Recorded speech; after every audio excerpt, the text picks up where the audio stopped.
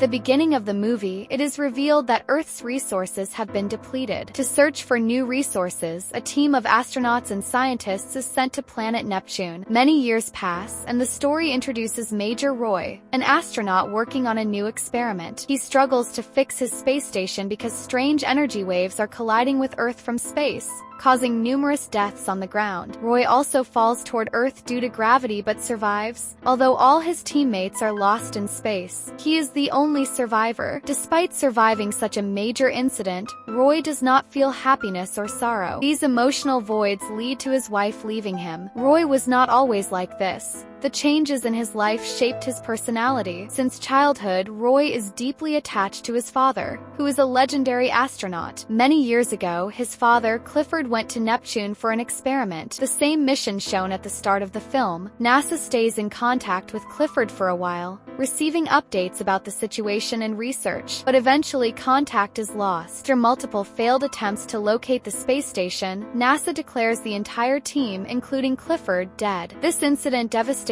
Roy even more. Later, Roy is summoned to headquarters and informed that the energy waves responsible for destroying his space station are coming from Neptune, the exact location where his father's team was sent. NASA scientists believe these waves are being generated by the space station near Neptune. Such activity is unlikely to occur without intervention, so the team suspects that Clifford is still alive and conducting experiments unknowingly causing destruction on Earth. The scientists reveal they tried to contact his father but received no response. To stop the chaos, they plan a mission involving Roy and Clifford's old friend, Thomas. Their journey begins with a rocket launch from Earth. They first land on the moon and plan to travel across its surface to another space communication hub. However, they are attacked by space pirates during the journey, resulting in the deaths of many teammates and injuries to Roy. They finally reach the lunar space communication hub, but Thomas falls seriously ill and cannot continue to Mars. Before staying behind, he gives Roy a secret chip and message. He reveals that the mission's actual goal is not to rescue Clifford but to destroy the experiment on Neptune, even if it means killing him. This shocks Roy, but he decides to continue the mission. On the way to Mars, the team encounters another space station. Captain Lawrence decides to check it out for supplies. Inside, they find the station abandoned, except for a dangerous ape. It attacks them, injuring Lawrence. Roy saves him by locking the ape in a vacuum chamber, where it dies. Roy brings Lawrence back to the ship,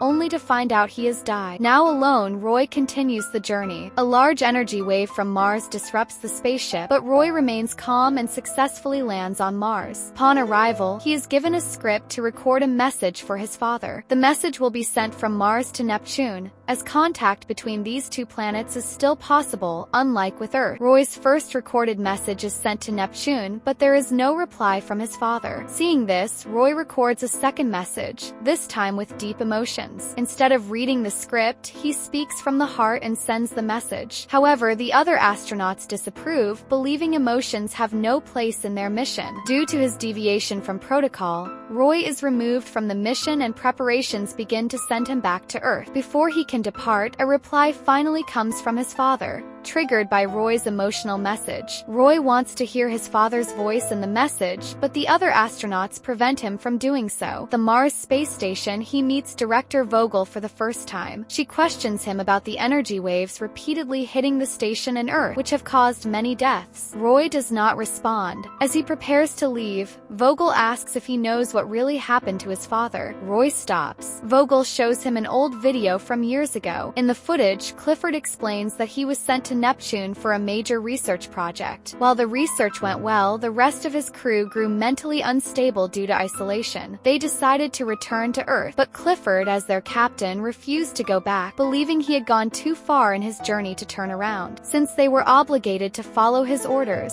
a rebellion occurred. Clifford disabled all life support systems on the spacecraft, resulting in the deaths of all crew members. Roy is shocked to learn that the man hailed as the greatest astronaut and scientist is actually responsible for the deaths of his own crew. Vogel shares that her own parents were part of Clifford's crew. She was born on Mars before they left for Neptune. Her parents had planned to return for her, but they died because of Clifford. His actions not only killed her family but also left her alone. She reveals that the video message from Clifford had reached Earth years ago, but authorities chose not to expose expose the truth. They feared the public would never trust NASA again. For NASA, he remained valuable, as he continued sending useful research. Even now, he persists with his experiments, which are generating destructive energy waves affecting both Mars and Earth. Vogel tells Roy that he was brought here specifically to help re-establish contact with his father, and to trace his location so the mission can stop him. She also informs him that the exact location has been identified. Now, 5 new crew members are being sent to destroy the Lima project and its experiments, all aboard the same spaceship that brought Roy to Mars. Roy must meet his father one final time. He asks the director for help. She agrees, telling him she can only get him to the rocket. The rest of the journey is his alone. Roy accepts. Through a tunnel, Vogel helps Roy reach the rocket launcher just as launch preparations begin. Roy climbs rapidly toward the rocket. The exact moment of launch, he opens the spaceship's hatch and tries to enter, triggering alarms inside. Crew sees Roy outside and decides to neutralize him, fearing he might jeopardize the mission. During the struggle, they fail to notice that the spaceship door remains open. As a result, internal pressure drops rapidly and their oxygen tanks explode. Due to the lack of oxygen, the crew members begin to die, but Roy survives because he is wearing a spacesuit. He shuts the spaceship's door and moves toward the control deck. There, he reports the entire incident to Earth and begins his journey to Neptune. Throughout the journey, Roy remains deeply depressed. The father he once admired has turned out to be someone completely different, someone who also left him behind. While watching video clips of his father, he also sees glimpses of his wife, which makes him feel even more sorrow. He wonders why he is the way he is, why his life feels so lonely. He soon realizes that this loneliness stems from the depression caused by his father's abandonment. That trauma made him mentally unstable and pushed him to isolate himself from everyone. Eventually, Roy reaches the Lima space station near Neptune. The eerie silence and floating corpses of astronauts deeply disturb him. His father is nowhere to be seen initially, but he soon discovers a large container generating dangerous chemical reactions,